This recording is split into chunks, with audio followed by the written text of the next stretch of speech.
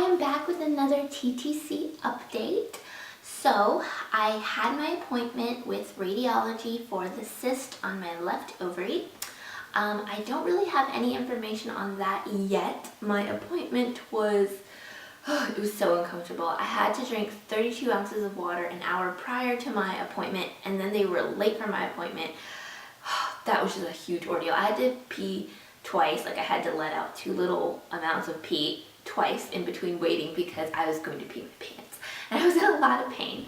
And the ultrasound tech that I had was very, I don't want to say rough, but she was definitely not gentle. She was moving this probe at angles that were just unnatural, and it was extremely uncomfortable. And I also felt like she was taking a lot more time taking pictures of my right side, which the last time I checked, I didn't have anything going on with that ovary. And I felt like she took less time taking pictures of my left ovary, which is what that appointment was for, was the 2 complex cysts on my left ovary. Maybe she was, I don't know, I assumed she would need pictures of both sides as a comparison, but I felt like she took, I don't know, I just feel like she took more time on my right side. So that was kind of confusing, frustrating, and also it made me wonder, like, did she see something over there, you know, that wasn't there before? I don't know. She wouldn't tell me anything. I kind of just assumed. That's how it usually goes with ultrasound techs, is that they can't tell you anything. They're just there to take the pictures and give the, you know, results to your doctor, who will actually look at them, interpret them, and then relay the information to you. So I kind of just assumed that she wasn't going to be able to tell me anything, and she didn't. There was one point in the appointment where the ultrasound machine, she had it on silent pretty much the whole time I was in there, and then at one point she turned the volume on, and I heard my heartbeat, but it was like fast because I was nervous, just based on the fact that I was in there looking at a dangerous possible cyst, and also, you know, because she was being so rough with my lady bits, and so my heart was beating fast, and so I heard whoosh, whoosh, whoosh, whoosh, whoosh. But I knew the difference between that and a baby's heartbeat. But as soon as it happened, she goes, "Don't worry, you're not pregnant." And I was like, don't worry, if I was pregnant, I would be extremely happy right now. I was like, we've been trying for a very long time, and yeah, I would not be upset or worried if I was pregnant. And she goes, "Oh, okay, well, I'm sorry." I was like, yeah, it's okay.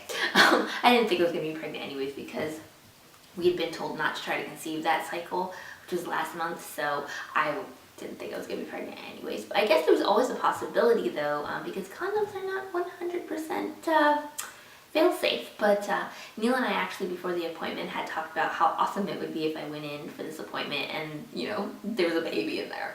But that did not happen, and I got my period like a day or 2 after that, and yeah. So, was not pregnant last cycle. This cycle, I was waiting to hear back from my doctor. She was supposed to call me back with results from the ultrasound, and she just hadn't called me back. And originally she had told me, you know, either way I'm going to call you, but just know that if I don't call you right away, no news is good news.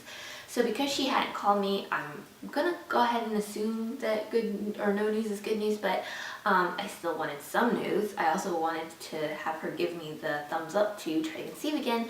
So I called, but they told me that my doctor went on vacation, so that's awesome for her. But I really wish she would have referred me to another doctor that was not on vacation, or at least made a note in my file, you know, good to go make babies or no good to go. One way or another, let me know, but she didn't write down anything, and the nurse on the phone was like, well, let me go look in your file, just see if there's anything. She's like, no, your doctor didn't write down anything at all. All it says is that you wouldn't have your appointment, but that's it. So I think she had like a week to look over those results before she even went on vacation, so I'm going to go ahead and assume no news is good news for now. So Neil and I have decided to not wait to TTC this month. Last month we listened, we didn't try to conceive. This month we are going to go ahead and TTC. Even though we haven't officially gotten word back on whether, you know, what they want to do regarding my cyst. We have been doing our own research on complex cysts. I have been talking to women online who have had them, and I have also It turns out my godmother actually had complex cyst as well on her ovary. So I've been talking to a lot of people, and it just doesn't seem like it's that big of a deal if you get pregnant. Yes, it's easier for doctors to kind of deal with it if you're not pregnant, but if you are pregnant, they kind of either just wait till further along in your pregnancy to check on it, or they just wait till after your pregnancy to do something about it. It seems the only real risk if you were to be pregnant would be for the cyst to burst, and that's not a life-threatening thing. It's just a possible extreme pain thing for the mom. It doesn't affect the baby whatsoever, and it's not dangerous for the mom if it happens. It's just, you know, painful, and nobody wants a cyst to burst on you. But you know, it's a risk I'm willing to take. It's not it hasn't burst so far, so I'm okay with it. I'm okay with trying to conceive and, you know, also working with my doctor on the cyst. So that's what we've decided to go ahead and do. I don't think that we will get pregnant right away because it's always taken us a very long time. So I think my doctor has plenty of time to work with me on the cyst. If she tells me that we need to surgically remove the cyst, I'm actually really okay with that. From what I've read, and also my godmother said that cysts on your ovaries can actually hinder conception. So I'm wondering if that is one of the reasons why we have not conceived as quickly in the past. So I kind of want it taken off, and even if she says that it looks okay and they kind of just are going to let it go, I think I'm going to ask her if she can just take it out anyways, just to see, you know, if it helps. So that's what's going on with that. I did take some OPKs. I'm going to insert a picture now because if I try to do it with the camera, you're not going to be able to see it as well. But I took a OPK yesterday and it was negative, and I took one today and it's very close to being positive, but it is not positive yet. But since it's so close, I think that it'll probably be positive tomorrow, Monday, which means that I will ovulate Tuesday. So I'm going to start, I probably should have been doing it before now, but I am going to start tracking my temperature tomorrow morning, just so that I can definitely see that ovulation rise. And yeah, so I will obviously take another OPK tomorrow and the day after, because it's fun when you're trying to conceive to see two lines, even if it's just on an OPK. So that's what's all going on with that. As far as what we are doing any different this month, we are going to be doing the sperm meets egg plan this month, which is basically that you baby dance every other day until you get a positive OPK, and then you baby dance that day, you baby dance the next day, and the following day. So in theory, the day you get a positive OPK, the day you're actually ovulating, and the day after you ovulate. So that's what we're going to be doing this month. I do have a question about prenatals. So I hate taking pills. I don't know anybody who necessarily likes taking them, but I have a hard time taking pills, especially when they are huge, and most prenatal vitamins are huge. I was watching Brittany's video the other day. She's Naturally Thrifty Mom, and she was talking about the Honest Company brand of prenatal vitamins, and everything she was saying sounded awesome. They have stuff in there for nausea, and they have a probiotic in there to help with that, and then it just had all the good stuff that prenatal vitamins have, and so I really, really love that. But the only thing is that the pills were huge. She showed them, and I think they're too big for me. Also, I can't remember, I could be getting her video confused with somebody else's video, but I think she said there were 90 pills in this jar, and it was for a 1-month supply, so you have to take 3 pills a day.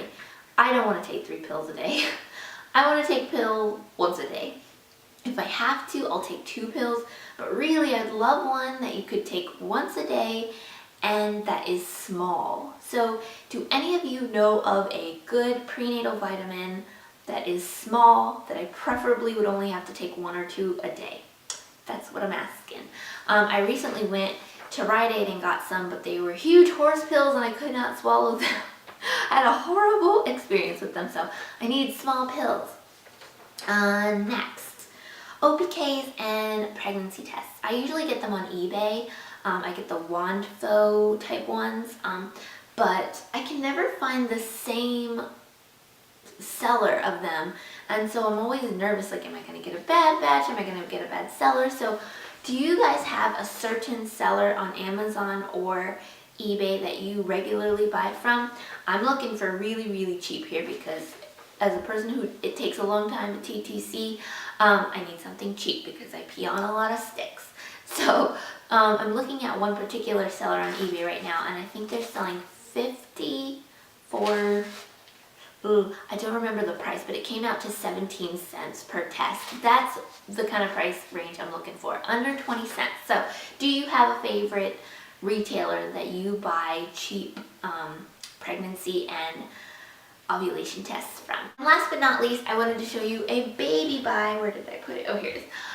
So we were at Target yesterday, and I saw this baby blanket, and I kind of fell in love with it, and I wasn't gonna buy it because it was $17 for a baby blanket that I don't need right now, but it was so soft, and I was kind of afraid that if I didn't get it, it wouldn't be there later, and I wasn't gonna leave the store with it, but Neil went back and got it for me, and I love it. So it is girly, but whatever. So here's the blanket. It's got like dark purple and light purple, and then it's also got like a lime green kind of in there, and then the other side is like this purple dot type fabric. But it's so warm and it's so incredibly soft, you guys. This blanket is so soft and it's so sweet and cute, and I love it. I love my little new blanket for baby number 2. So that's my baby buy. We don't do baby buys very often. We rarely buy stuff for baby number 2, for future baby number 2. But when we do, I love it, and it does make me excited for another baby. So anyways, that is my TTC update. So wish me some baby dust. And for any of you who are trying to conceive, I wish you lots and lots of baby dust. And for those of you who are newly pregnant, lots and lots of sticky dust. And yeah, so love you guys, and I will see you tomorrow.